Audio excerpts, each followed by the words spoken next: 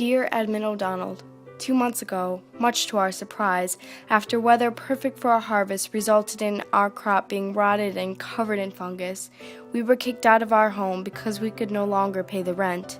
We tried to fight back, but the goons who were hired by the landlord tossed my family and I onto the street without sympathy. We were reduced to begging and praying on our hands and knees that God would grant us some luck. But the prayers of the hundreds of other families in the same exact position drowned out our cries for help.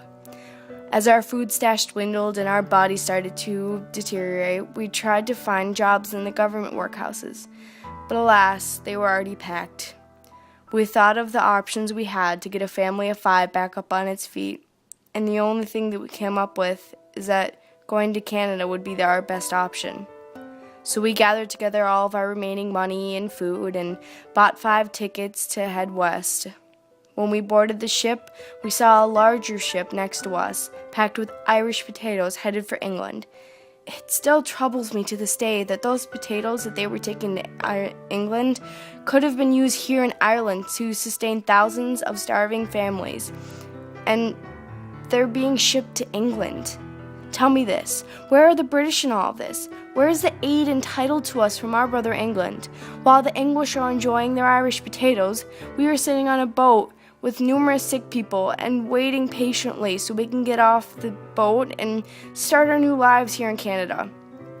Before the famine struck, none of us could ever think of leaving our homeland, the place where our culture lives, where our roots are grown so deep into our family's plots.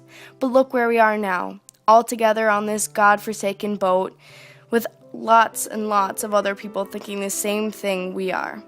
That all we want to do is get away from the famine so we can find jobs and find a way to support our families.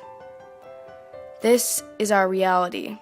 This is what life is like now for people of the famine, and yet, think about it, England is still buying our potatoes. They are taking away our jobs. They are taking away everything. I conclude this letter as we near Canada, the new home where our families will be simply dropped off to defend for themselves.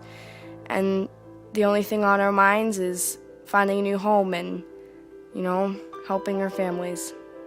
This is our reality now. Sincerely, Rose McGuire.